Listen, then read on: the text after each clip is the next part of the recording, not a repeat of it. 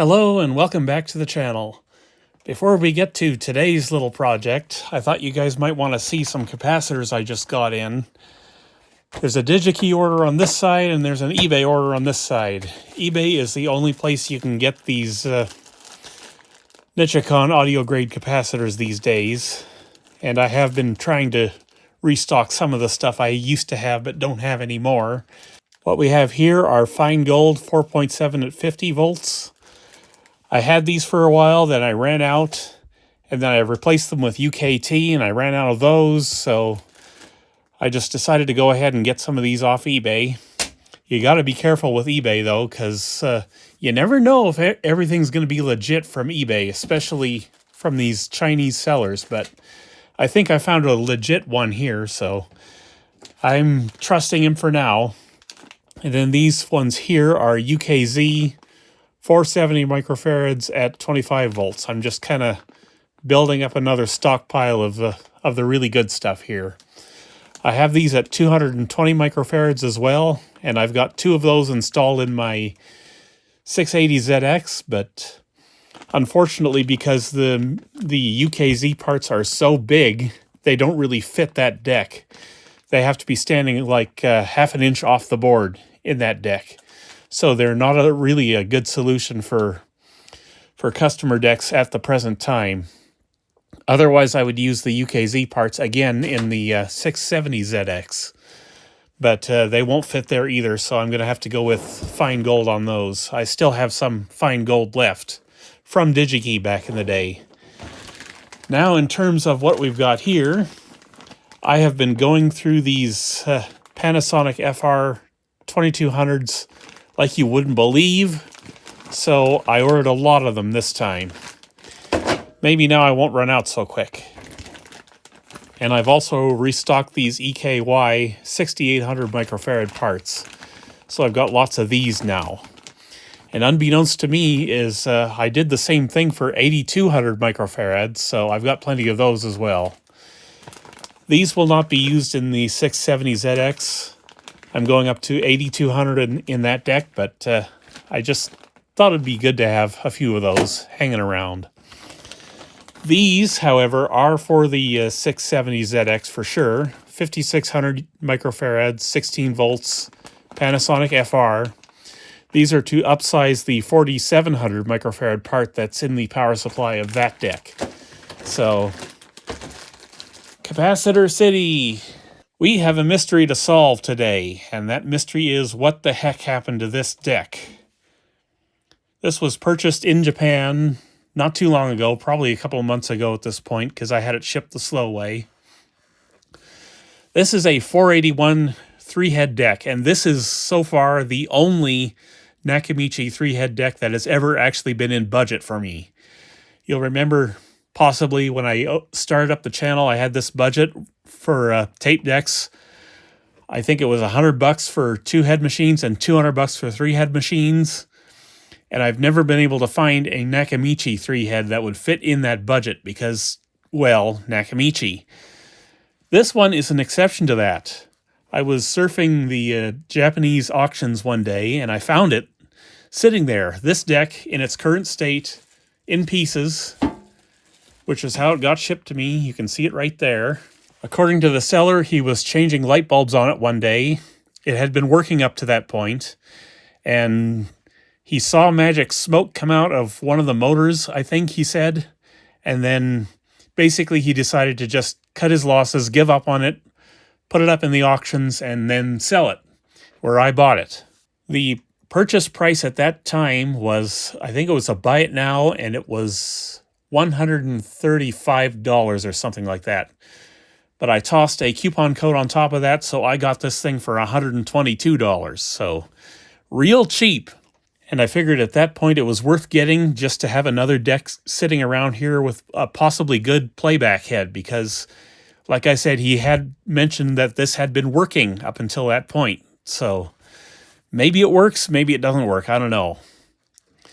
What I can tell you is that my hopes of having another good playback head for the 680ZX as a possible backup for the one that's in there, because I'm not sure that one's going to hold up, have been kind of dashed on that because this one has a partially open playback head. I'll get into that more later, but and how I know that, but maybe it'll still work well enough to evaluate just how good a partially open Nakamichi playback head works. Or maybe I can fix it, I don't know. I didn't have any luck with the original one from the 680ZX, but you never know. This one is kind of mostly good, so we'll find out, I guess, what's going on. But first we have to solve the mystery as to why this thing let the magic smoke out and what happened during that little event. Because what I would kind of like to do is I would kind of like to pull a transport out of this and install it in the 482. Because the 482 is a better deck than this one. And the 482's already been kind of serviced at this point, so why not? So, we'll take a look at the condition real quick. It is in really nice shape, this one. So unfortunately, we can no longer guarantee that a Nakamichi deck in flawless shape will ever have a good playback head, because this one is about the best I've ever seen from Japan. There are no screws with any corrosion anywhere on this deck.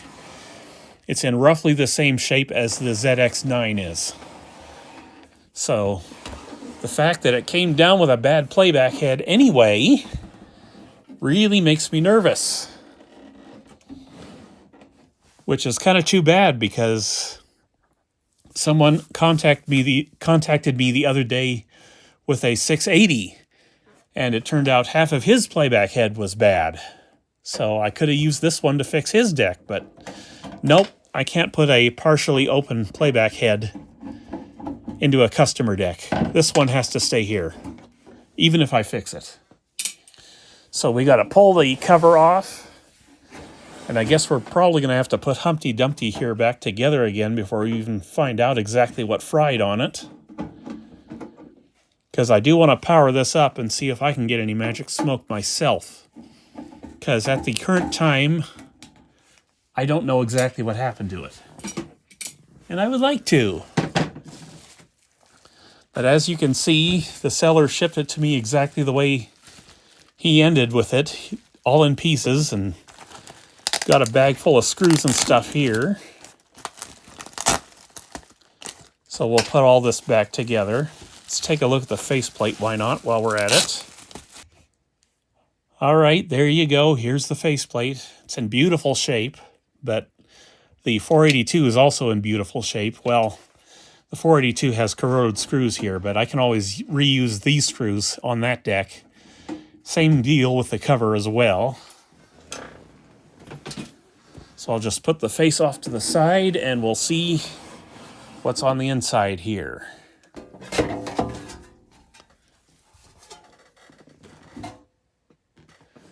Okay, looks like we get a free cloth as well, and a bunch of more parts that have been wrapped up and tied up and whatnot. These will be the meters and such. I was kind of hoping to get back into the TAP 999 this week to do the transport service on it, but as it turns out, I have no time for it this week. So this has to be the way it is.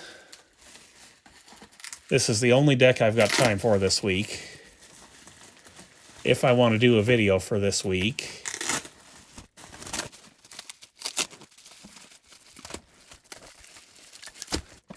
Okay, meters have been freed up.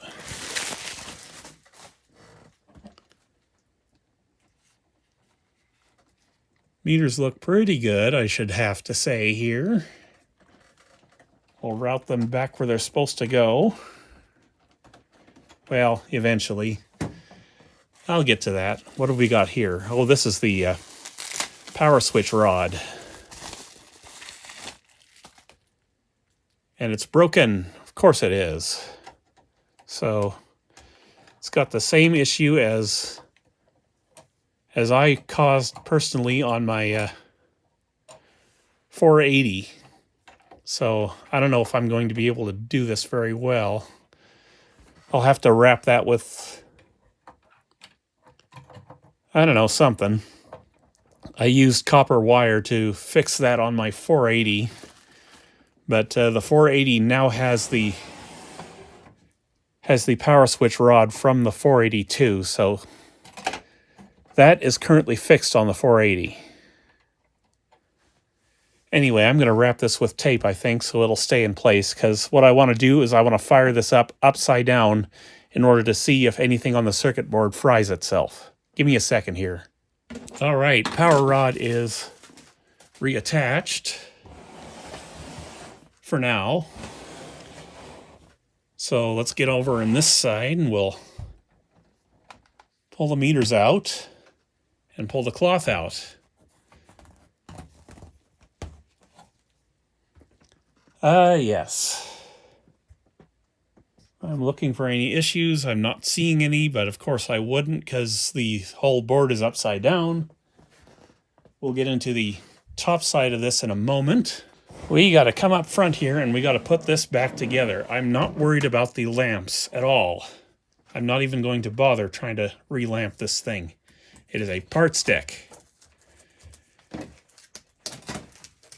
And I love thinking about the fact that it is a cheap part stick. Because cheap and Nakamichi don't go together. My going theory is that he must have shorted something out while trying to change these lamps. But that may not be the case. See, there are a number of capacitors that Nakamichi used back then. They're 100 microfarads at 25 volts, and they fail shorted. And it's possible that that is also a concern here. So let me see here. Okay, the potentiometers have been pulled out, and this has been detached. I'm taking a look at these resistors. Not seeing any problems there, but that doesn't mean they're not bad. I want to check and see if these resistors are any good, because they do have the resemblance of being fusible resistors, and I don't know that they are. 100, about 100.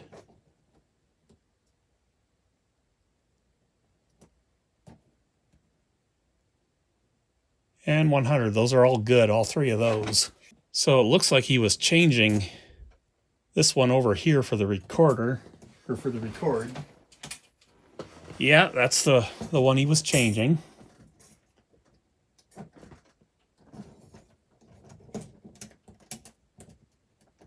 So I just got to figure out how to put this thing back together now, and then we'll be off to the races. I might as well do this off camera. I can't have a camera in my face doing this.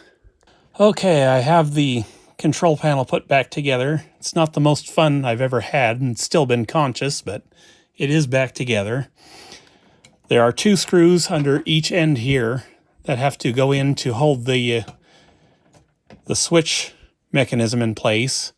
And then from the back here, there's 2 screws that hold on the spring. And I would advise you, if you're changing the lamps on one of these, don't bother dismounting any of this stuff. Just pull the lamps out, cut the wires, solder your new lamps on, and then reinstall.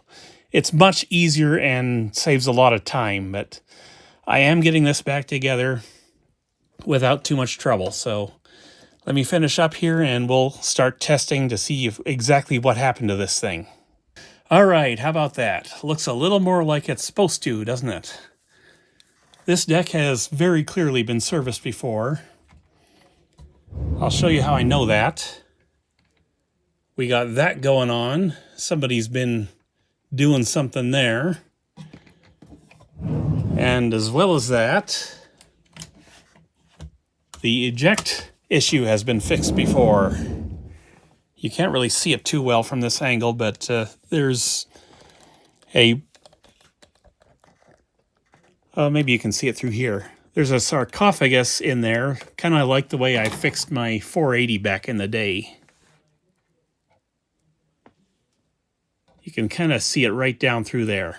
Anyway, deck should be able to be tested now, but before we do that, let's come up here underneath, And we'll start looking for obviously damaged stuff here. Because I would expect that there would be some kind of damage here if anything fried during whatever happened to it. So you guys will have to tell me if you see something, because you might actually see it before I do, thanks to the resolution of the camera here. So I'm just going to take a look here. Got fusible resistors or whatnot all over the place here, I think. Or wait, maybe that's a fusible right there. I don't know. Anyway, I'm looking for any burned components here. Here's one of those capacitors right there that like to fail shorted. Maybe that's what's happened. Maybe it hasn't.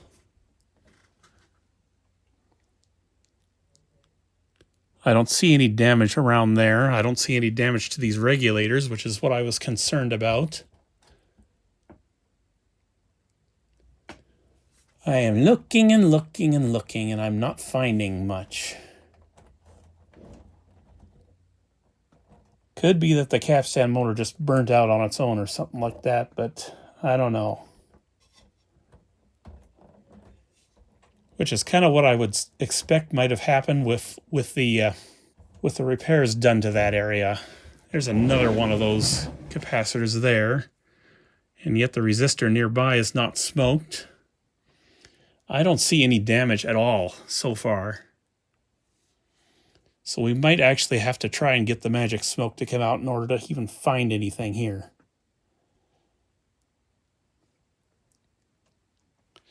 But we'll do some testing first. We will check the fuses for continuity. That one's good. That one's good. So fuses are no problem. Now I'll show you how the playback head measures on this deck, so that you can recognize a partially open head on one of these, because this one is such a deck. Unplug the playback head connector here. And if memory serves, it's the blue channel that's at fault. So I'm going to measure the other one first so you can see what a good channel measures. 198.4, that's a good one. And partially open channel measures like, if I can get my fingers and probes to cooperate here, which they are not. There you go, 100 ohms.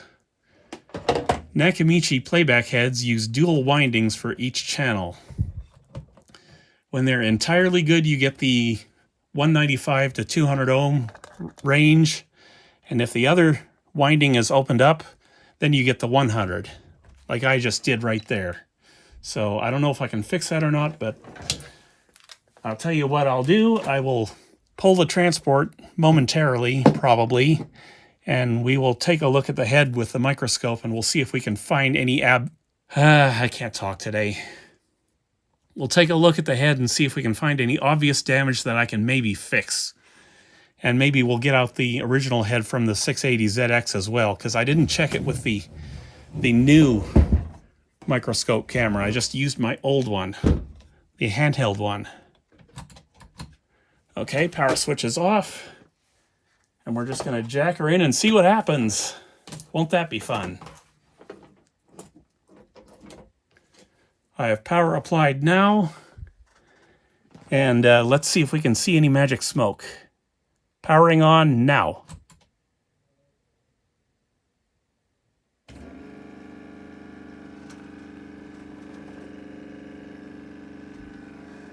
Something's running. And something's getting hot. I can smell it. What's getting hot? Let me sniff around. Okay, I haven't been able to locate the source of the smell yet, but I do believe that was the real motor that was activating, so I'm going to fire it up again and confirm that. In a second here, I got to get my flashlight so I can see what's going on in there.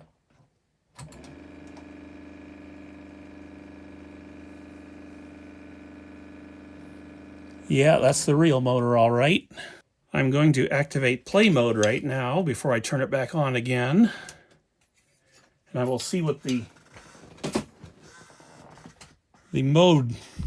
motor does. No, nothing. It's just only the real motor is working. So I think what I'm going to do real quick here is I'm going to shut one of my lights off and I'll go into IR camera mode on that multimeter. I'll see if I can find anything obvious that way. Okay, I'm in stop mode now.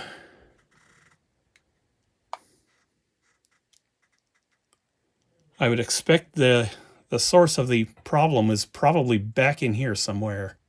Okay. So clearly something happened with the real drive to cause it to act like that. Let me fire it up with the IR camera on.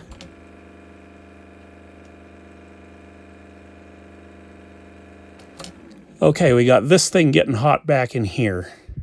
Right there. So what transistor is that and what does it connect to? We will find out shortly. Give me a second. Okay, I have printed out the schematics here, well, kind of. And the one that got hot here, the Q405, is right there. If you can see that. It's that guy right there. So, what is my approach going to be next? Well, I think what I'm going to do is I'm going to disconnect the transport.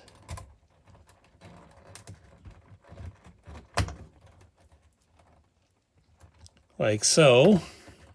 I think that's all I needed to disconnect. And what I want to do is I want to test the motors that we know or that we don't know are working yet. So I'm going to get my bench power supply over here to do this. And he said that he saw smoke from a motor. So that's kind of where I'm going with this now. We know the capstan motor's been replaced before because somebody spliced it in there and all that good stuff. Okay, so the capstan motor is between pins 5 and 12, I think, on that connector. But just to make things easier on myself, I'm going to remember that I have, in fact, needle probes that I can do this easier with. So I'm going to current limit my power supply here. Please don't stab me. Please don't stab me. This is, after all, one of the reasons why I bought these probes, is so I could easily do this kind of thing. Okay, so we are on 12 volts. I will try to not short these out.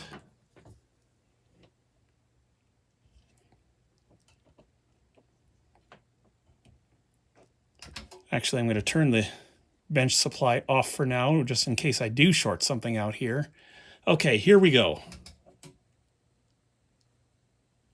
Capstan motor is working. You can't really see it too well, but it is working. So the capstan motor is good. And it was not the capstan motor that burned something out here. So let's probe my wires here. And we'll check out the control motor yet. Could take me a while to get to the bottom of this. I'm still not very good at diagnosing these types of weird issues, but I will get to the bottom of it. Just you wait and see. Okay, there's the control motor right there. I don't know why I turned my bench power supply off. I'm going to turn the voltage down to 5 volts ought to do it. Bear in mind that this connector is still disconnected.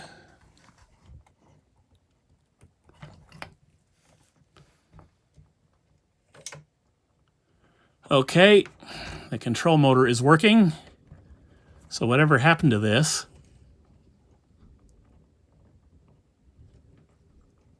has nothing to do with the motors themselves. I'm going to say that he probably let the magic smoke out of one of these components and misattributed it to the motors. So I'm going to leave this disconnected now. Set her back down. Get my bench power supply out of my face here. Okay, now with the transport disconnected, I'm going to try my experiment again with the IR camera. See if that same transistor gets as hot as it did before. And it wouldn't surprise me at this point if I found some shorted capacitors, but who knows. I haven't gotten that far with it yet, so we'll get there. Okay, I got to plug this thing back in again because I unplugged it. Okay, so those are the motors down there, so let me push it away a little bit so I can see what I'm doing here. All right, powering up again.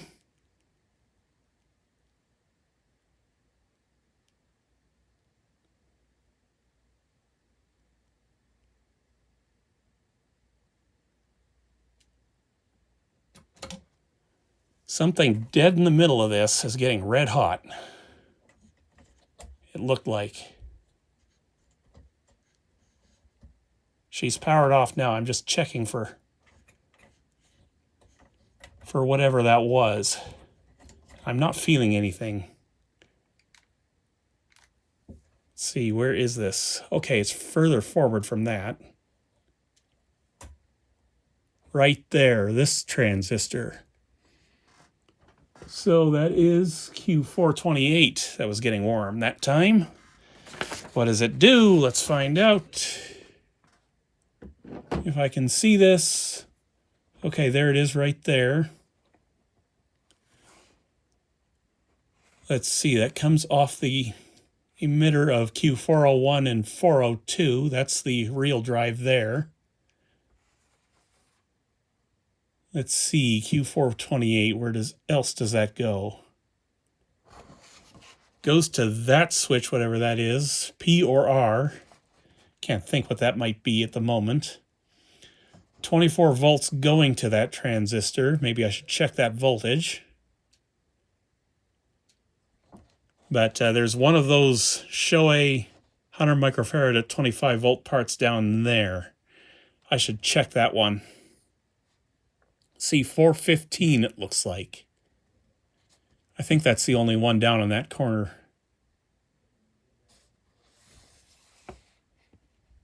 Let's see, what else does that do? What turns that on? Q429.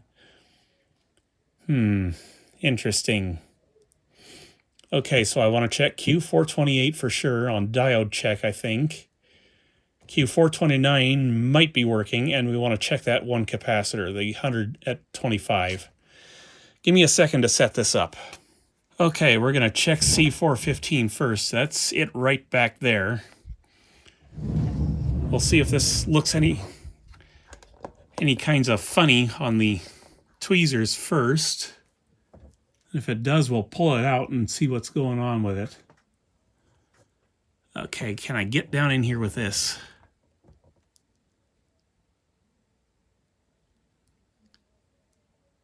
"106 microfarads, 1 ohm. So that has not failed.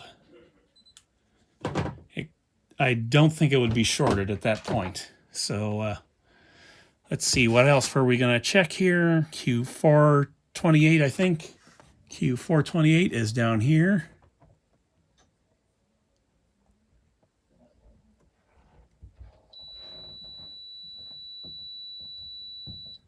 Suspicious. 1 point something ohms is very suspicious to me. Let's get that out of circuit. And we'll check it on one of the transistor checkers. How about that? Let's see, is that desoldered? I will find out here momentarily. Yes, it has been desoldered. Here it is. 2SB564. Let's measure it. All we know is it's getting hot. We don't know that it's failed. But we do now. 2 diodes, it's done. Shot. Kaput.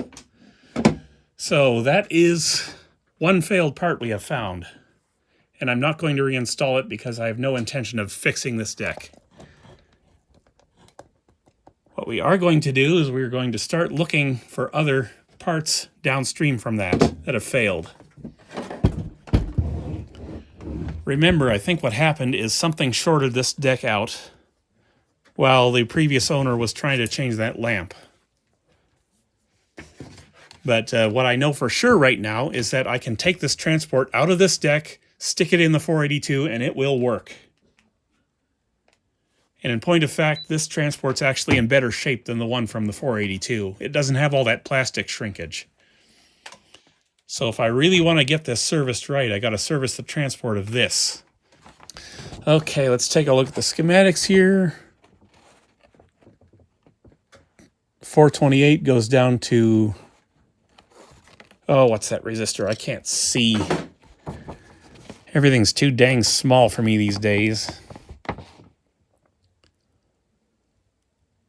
R451 to Q420. It turns on Q420 when that's on. And it runs through Q418 to activate play mode. It looks like... or no, wait, that goes directly to the real drive. Okay, let's check. Oh, let's see what we're going to check here. Well, let's go to the real drive first. Let's do Q401 and Q402, if we can find those. Ooh, look at this over here. I just noticed this.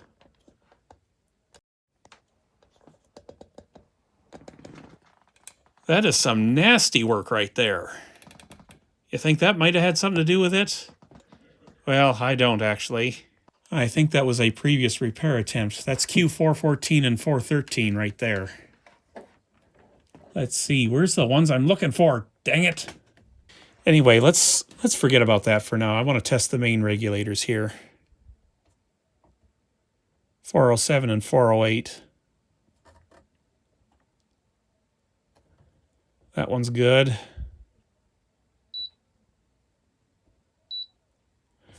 And 407 is good. Oh, there's 402 right there. I did have to turn it over. 402's up in this corner.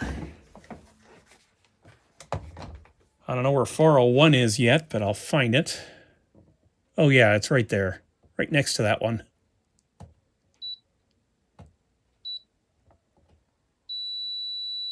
Shorted. Q402 is bad. Let's try 401.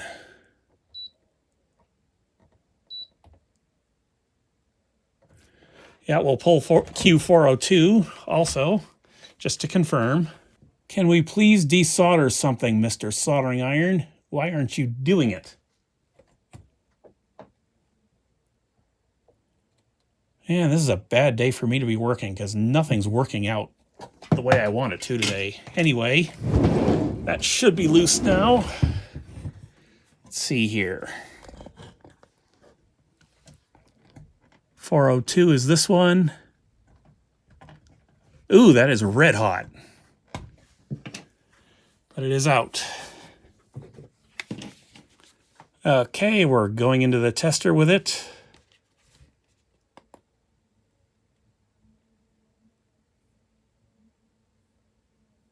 Oh yeah, failed. 2 transistors failed. Dare we go any further with this, or are we just wasting our time at this point? Well, I suppose it is good practice for diagnostics here. Let's see, what else do we want to check out? Okay, 401 measured good. 402 measured bad. So let's see what else is on that line from that Q428. Okay, it's blocked by that diode there, so I'm not going to worry about anything that's downstream from that diode. Unless the diode's bad. That was, what is that diode? D429, where is that one? Maybe I should check it. Maybe the breakdown voltage was too high and it failed too. There's D429, I actually found it. Without having to look for 20 minutes.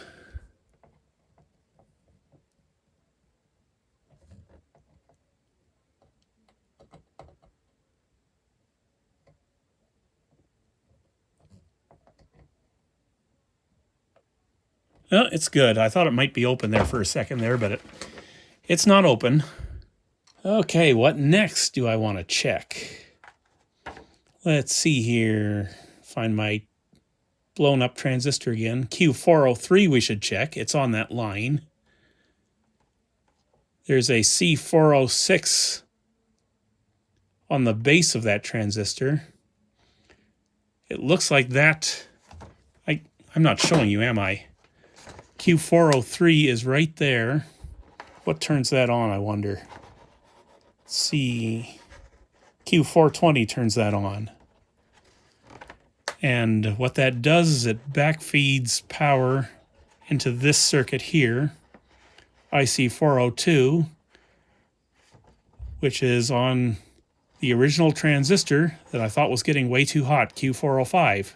But Q405 is good, isn't it? Did I check that one? I think I checked that one, but let's check again to be sure. It's just right here.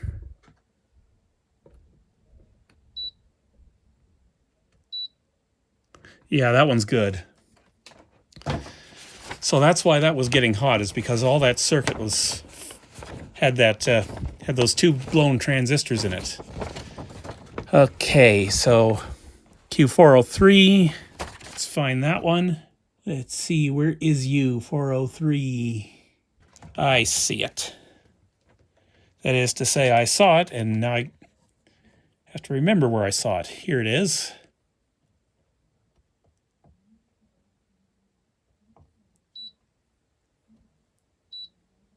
That one is good. Kind of thought that might be the case. Okay, what else do we want to look at? Getting all my leads tangled up in my tools here. Okay, here's the offending transistor. That's the original one we found bad, Q428. Comes down through this circuit here into Q430. That should be protected. Let's check 429 and 430. Let's do that next.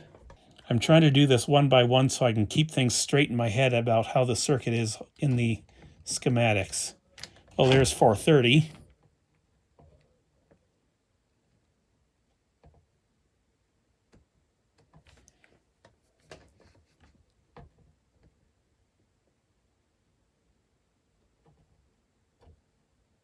.430 is good. And that's 431 there. Where's 428? Or 429, I mean. 428 is the one we found that failed already.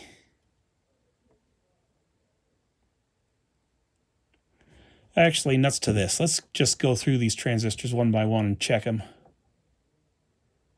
We'll know it if we find another shorted one.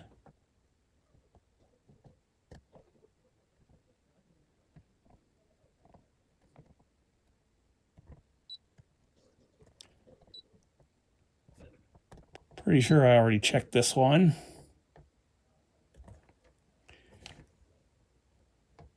I checked 403. We don't have to do that again, self. It's starting to look like I found the only bad ones in the deck. That's what it's starting to look like to me. I checked that one too. Yeah, it's just those two transistors that failed.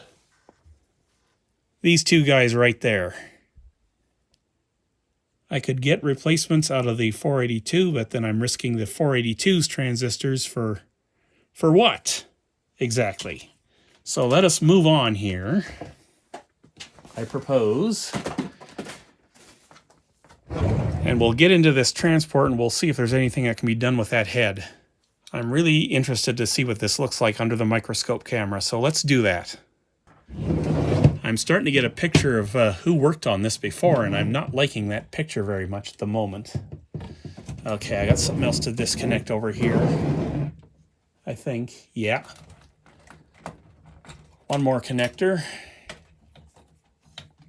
And I'm going to have to double check that this harness will plug into the 482 without any problems. It might actually be just as easy to to drop the heads into the other transport from the 482 rather than try to mess with this, because we already know the capstan motor has been replaced on this, and drop these heads into the 482 transport, because that's already been serviced. It's already good. All right, and this one's got the cable drive on the record thinger. Have to dismount that too. Remind me never to work on another 481. This is ridiculous. All right, I won't subject you to this. I'll just get the transport out off camera. Well, folks, there it is. There's the transport. And someone's clearly been working on this before, because there's no zip tie over here to hold these wires in place. That is not going to be the issue with the head reading the way it did. I'm just checking the roller pivots. Those appear to be free on this machine. So at least that part of it was serviced. But I'm noticing all of the grease over here is still the old stuff. So I don't know about this. All right, folks, I think we are rolling on the Microscope camera here. I have to use my audio field recorder in order to capture any audio from this, because there's no microphone in the camera. So here we go. This is the playback head from the 481 we've just been looking at. See if I can get it into the frame here. All right, there we go. Looking for damages and open windings. I'm going to turn it around a bit here and try to get it closer to the camera. Okay, maybe we can see something from this angle.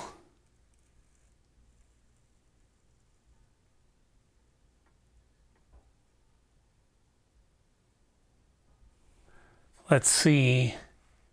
I don't think we're aligned very well with what we need to see right now. Let's see, do we see any damaged winding wires? I don't know if it's possible. I will turn up the brightness on the lamp here. So it was the blue side of it that was the problem, so that's actually what we're looking at right now. Or what we were looking at before I stupidly moved this camera around. I'm just going to twist it a bit so we can see the windings a bit more clearly, because they are on this side of the head. Okay, so our brake is going to be somewhere where that pin is, right there. Because you can see the wire going in right there. That's the positive. The negative's on the top side here. I think that's where it is. Yes. If I can get this thing to move into position where I can show you. That's the negative wire right there, that big black thing. See if I can find something to point with. That right there. Oh, come on, get back into the shot, you. That is the negative right there. And the positive is that white wire right there that you can see. Now, can I actually see the actual winding coil, the coil wires? That's a good question. I can kind of see a coil winding right there. I don't know if you can. Let me center it if I can.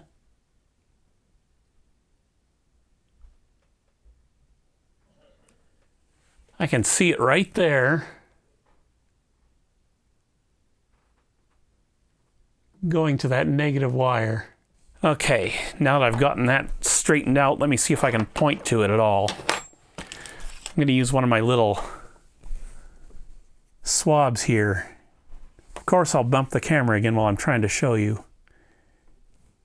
Anyway, just right there, you can see a wire going up into the head. And that does not look corroded to me. But again, there are two windings going into that part of the head, so could be the affected area is not that. So we have to get a look at the positive side now, and that's going to be really hard. So it's the left channel that's partly open on this. See if I can maneuver this again. And I say it's the left channel because that's what it's marked as. Not really seeing any evidence of major corrosion at all, so I'm inclined to think it just opened up for some reason, and I just cannot see the wires. At least not with this. I'm thinking there's probably nothing I can do about this. I'm just looking for winding wires that have become disconnected or broken or whatnot, and I am just not seeing a thing here. I'll pull that wire away so we can see better. If I can just get this dang thing centered.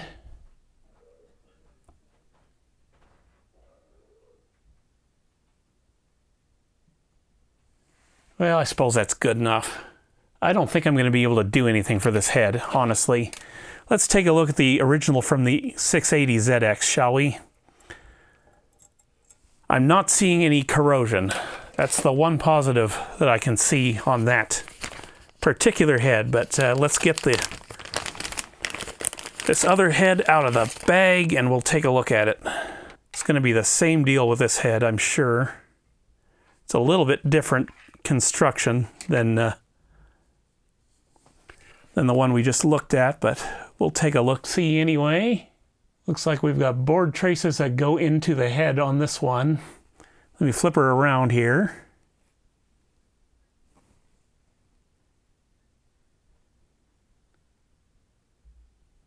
Yeah, this head is built different, isn't it? That is the right channel there, apparently. Both sides of this head are open, so there is no point trying to tell one channel from the other. Now I want to see if I can get a view inside there. Right down the middle. I don't know if I can or not. Okay, there it is. It is potted inside there.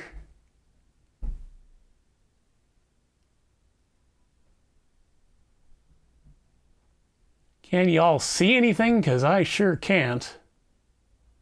Oh, I see a lot of corrosion. That's what I see.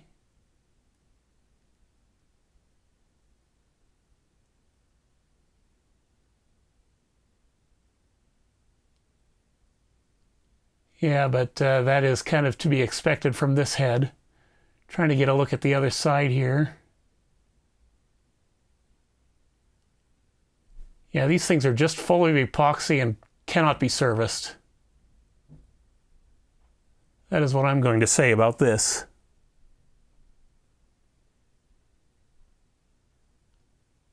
Oh yeah, Corrosion City down in there at the 702 mark on my video file. That's why this failed. Corrosion, corrosion, corrosion. I'm not surprised. You remember how the 680ZX looked. Anyhow, I'm going to shut this off and we're going to stick that playback head from the 481 in the 482. Let's do that. Well, folks, sorry to say we are not going to get the 482 to play anymore today. I don't have an idler for this. I thought I ordered some from Fix Your Audio. Apparently I didn't get any for the classic transport, which this is. So all I've got is this idler here. This is reserved for the 670. It's not going into this deck. It's for my customer deck. So I'm going to set this aside for my customers, or for my customer singular, because it's just the one person. And I'm going to order some more of these. And then after that, I'll get this transport back up and running. All right, folks, the 482 has been put back together using parts from the 481. A lot of work went into this to get it to this point, but I just had to know at this point exactly what was going on with the partially open playback head, and I wanted to see how it sounded, so this was the only way to do it.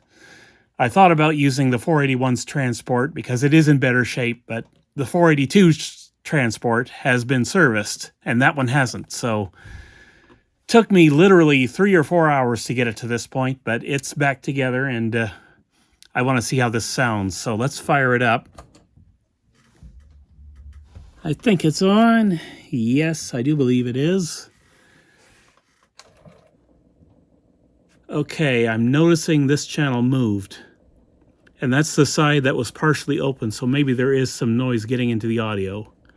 I'm going to leave it playing and I'm going to crank the sound here for a minute.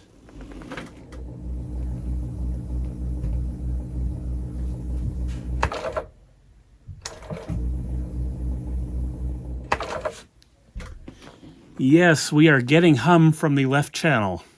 That's what's in there. And because the double winding on those heads is for hum cancellation, that's probably what's going on there.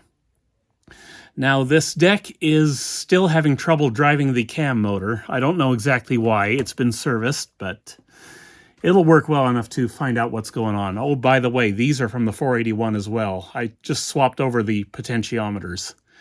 These were some of the filthiest potentiometers I have ever seen, literally. Somebody had sprayed something in there more than once, and they were just nasty. But they're fixed now. So let me get my test tape, and we'll see if we can get audio out of this thing. Let's see, we'll go side B. By the way, the idler is from the 481. I had to rubber renew it to get it to work. It is clearly working, at least for now.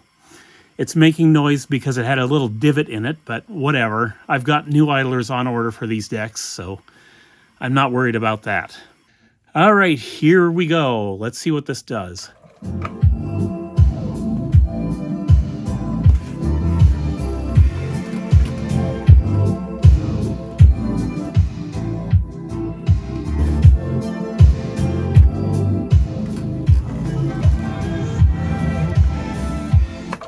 We've got audio on both channels. It is actually playing back. Interesting. We have a little bit of an azimuth issue. By the way, I should mention that when I dropped the 41's playback head into this, it was in perfect alignment for tilt. And it's probably in perfect alignment for height, but I'm not going to do a full alignment on this thing. It's just not going to happen. So let me get my alignment tools and I'll try to bring some treble out of this thing. I know it's out, but let's just dial it in by ear.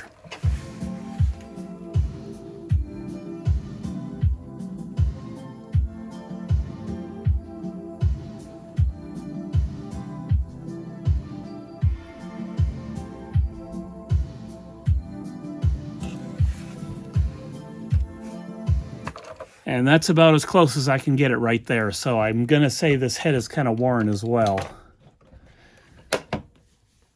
Oh, well, what are you going to do? I could tweak this and try to get some more high end out of it. I might do that at some later point, but the point was to see exactly how these are when only one coil of one channel is working on the playback heads. So now we know. All right, guys, one last little update before I close out the video. I've managed to get a lot of treble back out of the 482 using the head from the 481. It's not as bad as I thought it was. There's still problems, but it is what it is. First off, the head height and azimuth was way off by a country mile on this head. That's been corrected now, and I have managed to get the playback levels corrected as well. However, the bad channel, I had to crank the level up all the way in order to actually get it even with the right channel. So it's never going to be perfect, but it is much better than it was on the last video segment I shot. So I'll show you how it sounds.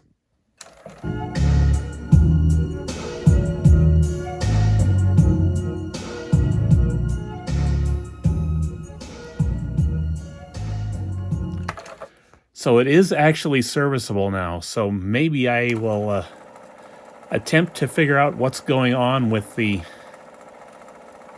reel drive not starting, or not the reel drive, the cam drive not working properly. I'm noticing that the take-up drive doesn't always start properly either on this, but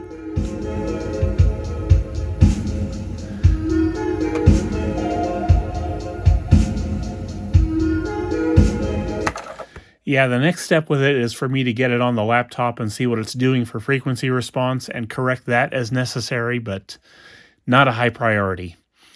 Anyway, this deck's back up and running again, kinda. Needs more work yet, but I'm just going to leave it the way it is for now. I've got a bunch of capacitors changed as well. I had to put the ones back in that I originally took out and do a few more orange capacitors. There's a few I didn't get, like these two here. I have completely run out of these, just about. Don't worry, I've got the one set aside that I need for the 670ZX, but I got to order some more. These 3000 picofarad parts, those are so hard to get now in the correct form factor. I've decided to go with polyester film in order to change those in the future. I've got a bunch of those on order from AliExpress, but they ain't here yet, so those didn't get done, as evidenced by the fact that they're on the wrong side of the board here. But almost all of the orange caps have been changed in this deck, so whatever, it is what it is, like I said.